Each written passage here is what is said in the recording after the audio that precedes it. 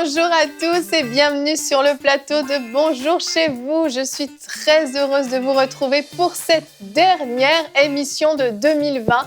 Et oui, l'année arrive à son terme et nous allons finir l'année en beauté. On commence la semaine avec un super thème, ne te fais plus voler par le diable. C'est ce dont on va parler aujourd'hui et nous croyons réellement que le Seigneur va faire quelque chose dans vos vies. Des yeux vont s'ouvrir sur des situations et le diable ne pourra plus jamais vous voler. Amen. Amen, amen. Puissant thème. Wouh!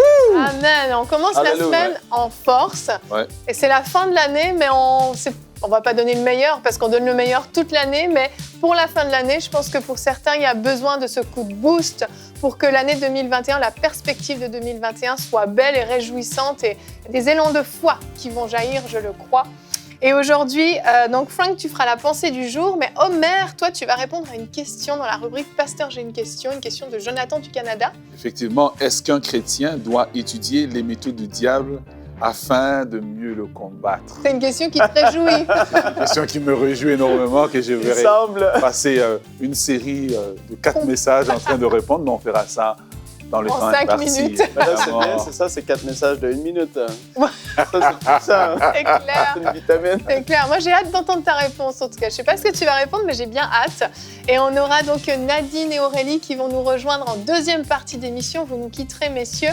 Nadine va nous présenter notre livre de la semaine, Armé et dangereux, de John Ramirez. Armé et dangereux, j'aime le titre déjà. J'ai hâte qu'elle nous en parle. Et Aurélie viendra nous partager le témoignage d'un homme qui a consulté des marabouts, a eu une vie compliquée, mais il a été complètement délivré par la parole de Dieu. Un super beau témoignage aujourd'hui, en ce dernier lundi de 2020. Donc Frank, on veut plus se faire voler par le diable. En 2021, c'est fini. Amen. Et tu vas nous en parler tout de suite dans la pensée du jour. S'il y a une chose qu'on peut être certain, c'est que le diable ne va pas prendre de vacances en 2021. Il va continuer ce qu'il a commencé de faire en 2020 et il n'a pas l'intention d'arrêter. Et si vous vous laissez justement abattre, piétiner, il va prendre toute la place qu'il pourra avoir. Et là, je vais vous présenter trois différentes choses que vous pouvez faire pour apprendre à discerner et à voir si c'est spirituel, ce dont à quoi vous faites face dans votre vie présentement, ou c'est d'ordre naturel. Donc, en fait, la première chose, je veux vous encourager à aspirer au don du Saint-Esprit, le don du discernement des esprits. C'est cette capacité de voir dans le monde invisible ce qui se passe. Naturellement, on sent qu'il se passe des affaires. On sent que le couple est tiraillé. On sent que les enfants, ça va mal. On sent que dans notre vie, c'est pas évident, c'est pas facile. Alors que nos yeux s'ouvrent sur le monde invisible, les choses changent. Parce qu'on se dit, mais wow! Je comprends maintenant, il y a une attaque spirituelle sur ma vie et pour beaucoup de personnes, dans certains milieux, c'est plus habituel de parler de ça. Et dans d'autres milieux, les gens ne sont pas habitués de se dire, mais il y a un don de discernement des esprits qui me permet de voir, soit par songe, soit par vision ouverte, soit par différentes façons, discernement des esprits qui sont en action. Deuxième chose, prendre autorité comme si ta vie en dépend. Ça, je vais t'encourager à le faire. En fait, il y a des circonstances qui sont là. Parfois, ça peut être la maladie, d'autres choses. Et on se dit, mais on essaie naturellement de se sortir de ce problème-là. Et on se dit, mais je fais tout ce que je devrais faire et ça persiste. Et là, tu dois te fâcher et t'énerver et dire là, ça ne marche pas. Il y a quelque chose de louche. Il y a quelque chose qui ne devrait pas se passer et dans ma vie, ça se manifeste. Ça doit arrêter. Et là, tu vas prendre autorité. Il y a des gens, comme ce papa qui avait l'enfant qui était pris par des mauvais esprits, les gens aujourd'hui diraient, bien, cet enfant-là a des problèmes psychologiques. Mais alors que nous, on sait que dans la parole, il y a le monde spirituel, il y a des réalités du monde invisible. Et alors que Jésus était là, il dit, mais ça fait combien de temps que ton enfant fait ça? Et son père, il dit, ben, depuis qu'il vit, depuis qu'il est tout petit. Et il a dit, ah ouais, et là, il prend autorité. Au nom de Jésus, l'Esprit, wow, il se passe quelque chose. Parce que Jésus comprenait son autorité et l'a utilisée. Et les choses dans le naturel ont changé. Beaucoup de gens auraient pu, comme j'ai dit, penser que c'était vraiment naturel ou psychologique. Mais non, il y a des vérités spirituelles. Ne vous laissez pas avoir. Troisième chose, et ça, je tiens à le dire, c'est que les chrétiens, il y en a qui vont basculer d'un côté, qui vont tout spiritualiser. Ils vont se dire, mais j'ai une attaque spirituelle, mais en fait, c'est eux qui se sont mis les pieds complètement dans les plats. Ils vont dire, mais je souffre de diabète, ça ne devrait pas être là, et c'est une attaque du diable, mais ils mangent mal continuellement, ils font aucun exercice, ils font aucun effort physique, et ils vont se dire, mais je suis attaqué. Non, tu n'es pas attaqué. C'est que tu ne prends pas soin de ton corps. Et ça, il faut le comprendre. Donc, tu as l'aspect spirituel, mais il y a le côté naturel. Et donc, cette année, dans la nouvelle année qui va commencer, discerne, essaie de voir qu'est-ce qui se passe. Si, naturellement, tu as fait les choses, il n'y a rien qui bouge, prends autorité. Si tu prends autorité, tu dis, mais ça persiste, persévère dans la foi, certainement. Mais après ça, oui, tu peux prier et aspirer, comme la Bible dit, de vivre dans 1 Corinthiens 12, le verset 10, que le don à un autre, le discernement des esprits est donné, que ce don puisse se manifester. Je l'ai vécu à plusieurs reprises. Mon épouse aussi, je vais en parler dans la discussion.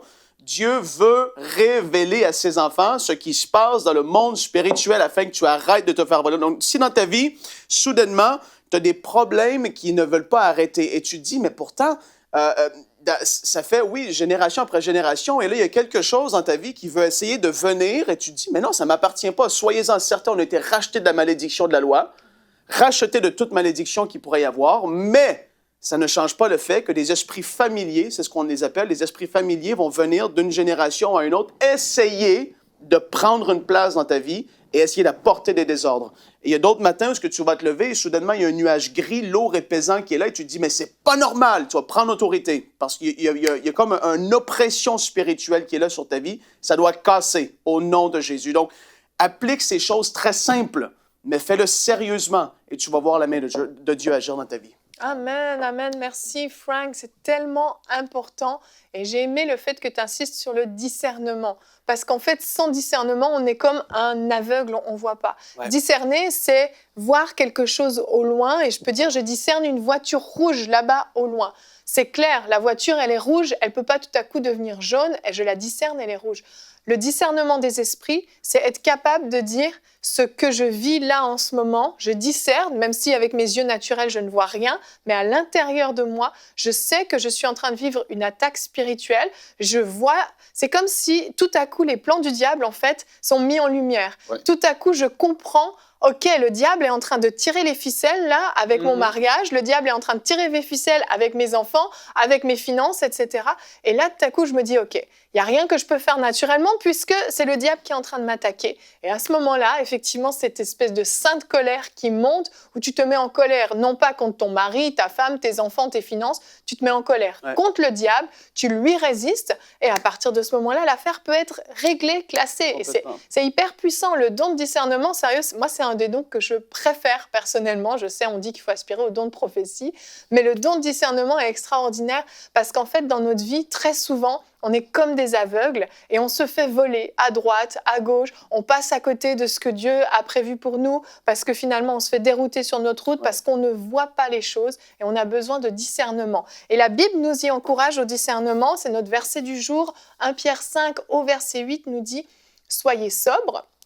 Restez vigilants. Votre adversaire, le diable, rôde comme un lion rugissant, cherchant qui dévorer. S'il y a un lion dans cette pièce, moi, j'aimerais savoir que le lion est là, qui rôde autour de moi et qui cherche à me dévorer. Ouais. J'ai pas envie de faire « tout va bien, là, puis tout à coup, hop, un lion me dévore ». C'est ça le discernement, c'est d'être capable de voir quand le lion est dans la pièce, prêt à nous bondir dessus, en fait. En fait, le diable ne dévore pas tout le monde. Il dévore justement ceux qui ne sont pas vigilants. Mais là, j'ai beaucoup aimé quand Franck parlait des gens qui tombent dans l'autre extrême où il y a la partie qu'ils doivent faire. Et ça, le Seigneur m'en a parlé dernièrement. Parce que nous prions pour les gens pour la guérison. Mais ces gens, ils vivent de façon irresponsable, mangent de façon irresponsable. Ils ne prennent pas soin d'eux. Mais vous venez compris pour la guérison. Comme Jésus a dit à la personne qu'il avait prié, que la personne a été guérie, il dit « va et ne pêche plus ». En d'autres termes, il lui dit « si tu recommences, le problème, il va revenir, mais il va même revenir pire que ça ». Et nous avons une part de responsabilité. Et Dieu doit nous emmener à être responsables. Nous devons accepter notre part de responsabilité. Et c'est là que le discernement fonctionne. Ouais. Mais lorsque moi, je nie la réalité, je me lève et puis je parle n'importe comment aux gens autour de moi, puis quand les gens me répondent, je dis, on m'a attaqué. En fait, il n'y a pas de diable qui t'a attaqué. Il y a juste un besoin peut-être que le Seigneur travaille la langue. Effectivement. Et Frank, tu as des anecdotes à nous partager, tu disais dans ta pensée? Il y a quelque chose, et en fait, comme je l'ai dit, c'est qu'il y a beaucoup de personnes dans des milieux, des fois plus traditionnels, qui ne sont pas habitués forcément à parler de ce monde-là spirituel qui est là et des attaques démoniaques qu'il peut y avoir. dans la première année de notre mariage, Nadia et moi, on avait vécu, et c'était elle, et moi aussi j'en avais vécu, mais c'était au travers des rêves. À la même heure, elle se réveillait, à la même heure de la nuit, et elle voyait une entité tout noire qui voulait entrer dans notre maison, mais qui ne pouvait pas. Wow. Et en fait, il y avait une attaque qui était en train de se préparer. Le Seigneur a révélé cette chose-là. Elle se réveillait. Je me rappelle que j'avais prié pendant cette période-là. Mon parler en langue avait changé. C'était de l'intercession qui se faisait, en fait. Et le diable, pas le diable, le Seigneur avait démasqué ce qui voulait essayer de se passer dans notre vie, peu importe c'était à quelle échelle, on allait bien, tout ça. Mais il y a quand même des attaques qu'il peut y avoir. D'autres fois, c'était des gens de l'Église où est-ce que tu fais un autre songe et tu vois une personne qui manifeste un démon dans le songe. Et tu te dis, mais cette personne-là... Et 2 semaines après, tu pries pour elle, tout naturellement, tout bêtement, et là, tu prends autorité. Ah, le démon se manifeste. En fait, Dieu révèle qu'est-ce que le diable fait et il veut amener la libération. Il va amener que les captifs puissent être libérés. C'est ça que le Seigneur veut. Et il nous utilise aussi, autant les uns pour les autres, mais dans notre propre vie. Et on doit aspirer à ces choses-là et vouloir vivre ces choses-là. Quand que Dieu le fait, moi, je trouve ça extraordinaire de voir le monde invisible, qu'est-ce qui se passe. Quand tu sais ce qui se passe dans le monde invisible, les choses changent. Tu as une assurance extraordinaire. Amen. Quand tu fais face à une circonstance et tu te dis non, là, c'est clairement le diable qui attaque. Là, ça ne peut plus continuer. Tu te lèves, mais avec une assurance, comme j'ai dit. Quand Jésus il disait qu'il arrivait, c'est ça qui est extraordinaire. Jésus avait souvent vu les choses qu'il allait faire à l'avance. Oui, c'est vrai. Et il arrivait à quelque part et il savait que cet enfant allait ressusciter. Il savait que cette personne allait être guérie. Les gens étaient surpris, mais pas lui. Il a dit, moi, je fais les choses que mon Père m'a montrées. Je le sais où est-ce que je m'en vais. Je m'en vais pas là par hasard. Je m'en vais là parce que j'ai quelque chose à accomplir. Et on doit arriver à ce niveau-là. Et ça va faire partie d'une vie de victoire. Les gens veulent crier victoire dans leur vie. Ils ont besoin de vivre le surnaturel. Ils ont besoin de vivre la gloire de Dieu à ce niveau-là. C'est tellement fort. Amen. Et je crois qu'il faut aussi parler aux personnes qui nous écoutent en vous disant que Dieu ne révèle jamais quelque chose pour humilier quelqu'un. Oui. La révélation de Dieu dans le discernement, Dieu va toujours nous révéler parce qu'il veut soit nous aider ou aider quelqu'un autour de nous. Ouais. Dans le cas que Franck citait, oui, le Seigneur va montrer peut-être quelqu'un de l'Église, nous montrer dans l'intimité de la personne que la personne, par exemple, a un démon. Ben, ça ne veut pas dire que toi, tu vas monter sur l'estrade pour dire « Dieu m'a révélé que tel frère a tel démon ». Non. S'il vous plaît, non. Et tu dois manifester l'amour de Dieu. Tu dois prendre la personne en privé et faire un travail avec lui. Amen. Parce que tu vas voir que quand Jésus va faire certains types de miracles, ben, il chasse tout le monde. Il reste juste avec une petite équipe intime parce que le but de Dieu n'est jamais de nous humilier. Peut-être que Dieu te montre que c'est ton mari, peut-être que qui a besoin de délivrance, ou il y a un mauvais esprit qui agit en lui, ou peut-être que dans le discernement, tu as vu un péché qu'il commet. Ben, Dieu te le montre parce qu'il aime ton mariage, il aime ton mari et il veut se servir de toi comme un canal pour aider la personne. Et tu dois manifester l'amour de Dieu. Amen. Omer, on reste avec toi. Et tu avais un grand sourire au début de l'émission parce que tu vas répondre à une question et apparemment la réponse va être chouette. Jonathan, donc, du Canada, nous a posé la question, est-ce qu'un chrétien doit étudier les méthodes du diable afin de mieux les combattre? Et cette question, elle peut paraître simple, mais en réalité, elle est beaucoup plus complexe que ça, parce qu'il y a une vraie compréhension à avoir justement par rapport à ce qui se passe dans ce monde spirituel. Et tu vas nous en parler, je ne vais pas en dire plus. Oui, effectivement. Merci pour la question, Jonathan. En fait, nous devons regarder la chose sous plusieurs angles. Est-ce qu'un chrétien peut étudier les méthodes du diable afin de les combattre? Donc, il y a les méthodes qui produisent le combat. Et lorsque nous regardons ça, c'est que nous comprenons plusieurs choses. Déjà, la Bible dit dans le livre de la Genèse que l'homme et la femme étaient nus et ne le savaient pas. Pourquoi ils ne le savaient pas? Parce que Dieu ne voulait pas qu'ils le sachent. Donc, je commence déjà par dire que notre source de révélation doit être Dieu. Il y a des choses que Dieu ne veut pas qu'on sache. Aujourd'hui, on regarde les chrétiens, ils connaissent tous les signes francs-maçons, de la franc-maçon. Même nous, en tant que prédicateurs, on a du mal à savoir comment je mets mes doigts parce qu'on connaît plus les signes de la franc-maçon qu'on connaît la parole de Dieu. Et notre source de révélation doit être la parole de Dieu. Dieu peut nous révéler mieux que le diable. Ça, c'est le numéro 1. Et dans Éphésiens 6, l'apôtre Paul est en train de parler, quand il dit que nous n'avons pas à combattre contre la chair et le sang, il parle à partir d'une révélation que Dieu lui a donnée. Dieu lui a révélé l'architecture ou l'administration du gouvernement de Satan. Cette révélation est venue de Dieu. Dans le livre de 2 Rois, le prophète Élisée va savoir plusieurs fois ce qui se passe dans le camp de l'ennemi. Il n'a pas étudié les méthodes du diable. C'est Dieu qui lui a révélé. Quand la révélation vient de Dieu, elle est toujours pure, elle est toujours propre et elle a pour but de nous amener vers la victoire. Et souvenez-vous que la parole de Dieu dit, au travers de David, que la bataille appartient à l'Éternel. Si la bataille lui appartient, eh bien, je crois qu'il y a des domaines dans lesquels Dieu limite notre révélation pour nous protéger. Parce que le monde spirituel est un monde dangereux. Et si ce n'est pas Dieu qui vous a donné cette révélation, posez-vous la question. Ce qui m'amène au point numéro 2. Eh bien, un homme de Dieu que je respecte beaucoup a dit que Satan ment, est un menteur. Ça veut dire que même si Satan te dit bonjour, il t'a menti. Parce que son fond, c'est le mensonge. Dans Jean chapitre 8, le verset 44, Jésus dit « Vous avez pour père le diable et vous voulez accomplir les désirs de votre père. Il est meurtrier dès le commencement, il ne se tient pas dans la vérité parce que la vérité n'est pas en lui. Lorsqu'il profère le mensonge, il parle de son propre fond, car il est menteur et le père du mensonge. » Quel est le général qui va nous révéler ses stratégies? Et quand vous allez étudier ça, c'est une façon de Satan de vous attirer tranquillement dans son camp, de vous attirer tranquillement, alors que ce temps, vous pourriez le passer à étudier la parole de Dieu. Là, vous étudiez des choses dont vous ne connaissez pas l'auteur.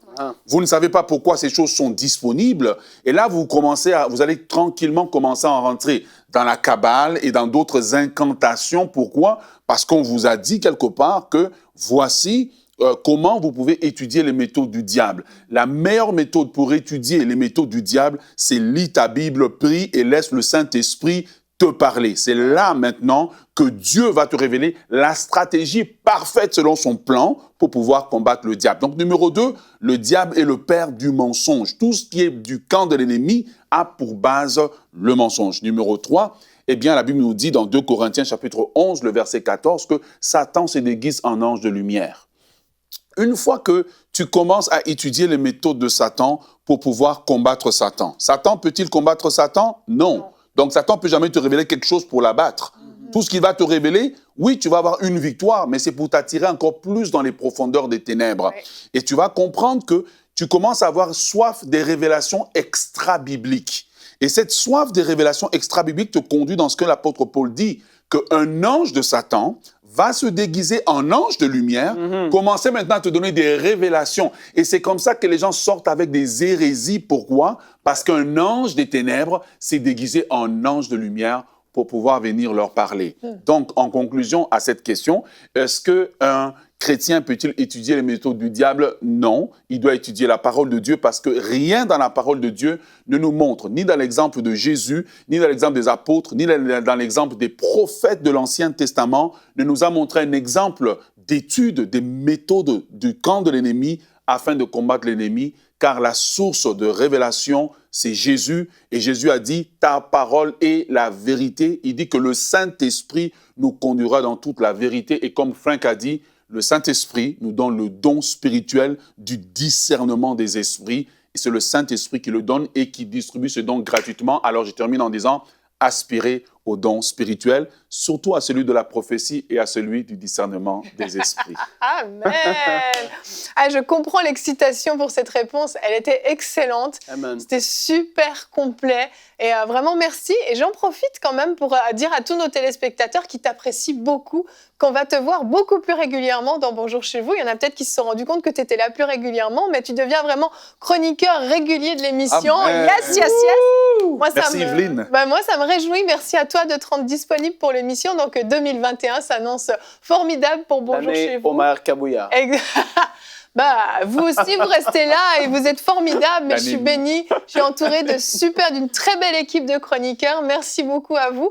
Et puis, merci Omer pour cette réponse. Et si vous aussi, comme Jonathan, vous vous posez des questions, vous pouvez nous écrire à l'adresse pasteur@emcitv.com. Et des questions comme ça, on en veut d'autres parce que ça donne des réponses qui sont super puissantes et qui nous font voir les choses différemment. On comprend mieux. Donc, merci Omer, merci à toi Frank. On va vous quitter parce qu'on va retrouver Nadine et Aurélie. Nadine qui va venir nous présenter le livre de la semaine dans la rubrique Culture et Médias.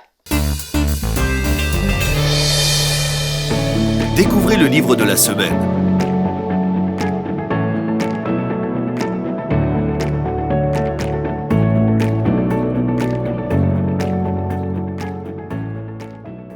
Et Aurélie et Nadine nous ont retrouvés. Ça va les filles? Oui, ça va super. Ouais, on est dans un super bon thème avec Frank et Omer. C'était génial et ça va continuer avec vous, j'en suis convaincue.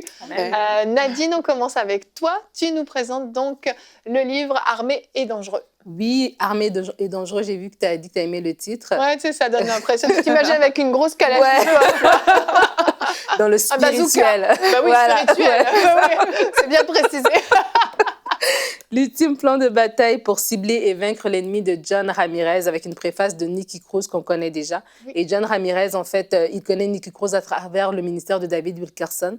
Et lui, John Ramirez, était un ancien sataniste et qui est évangéliste, auteur de plusieurs livres. Et dans ce livre ici, il vient parler des principes un peu par rapport au combat spirituel, d'arrêter de discerner, d'arrêter les tactiques de l'ennemi, de combattre avec l'autorité que Dieu nous a donnée, se libérer des habitudes destructrices, de fortifier nos pensées et notre cœur contre les attaques de l'ennemi, de reprendre ce que l'ennemi nous a volé et de grandir dans la maturité et la sagesse en Christ. Et vraiment, ce qui est bon dans ce livre ici, c'est quand il est en train de partager. Lui, c'est sûr qu'il a un passé, donc il amène vraiment l'Église à se réveiller. Il dit qu'aujourd'hui, l'Église est très endormie, les chrétiens sont faibles. Et ces chrétiens faibles sont justement une proie de l'ennemi, vraiment beaucoup. Et donc, il parle de l'importance de jeûner, l'importance de comprendre la parole. Donc, quand il va parler des tactiques que l'ennemi va faire, tout de suite après, il va mettre des versets bibliques et il va expliquer en fait ce qui se passe dans le niveau spirituel. Et il va donner aussi des prières à chaque fin de chapitre, à chaque fin de chapitre. En fait, il donne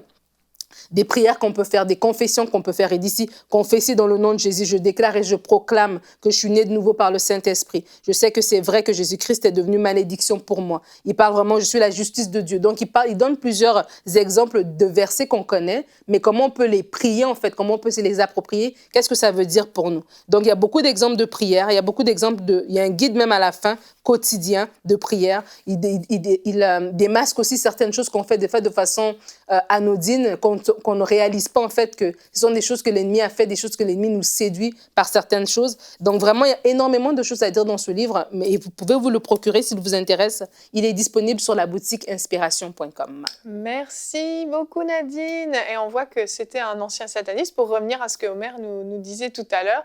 Et il les connaît, les méthodes, il les a étudiées, il les connaît, mais c'est pas pour autant qu'il les dévoile dans le livre, on va nous dire comment faire. Du tout, il donne la gloire à Dieu justement. C'est pas, ça sert à rien, comme Omer a dit, de se regarder dans l'ennemi. L'ennemi est un menteur. Mais qu'est-ce que Christ a fait pour nous? Et des fois, on se laisse aller, justement, on a peur, on magnifie des fois ce que l'ennemi fait, alors que nous, on a déjà la victoire. Et il en parle aussi dans son livre. Et on est armé et dangereux. Ouais. On enchaîne, merci beaucoup Nadine. On enchaîne avec la rubrique témoignages.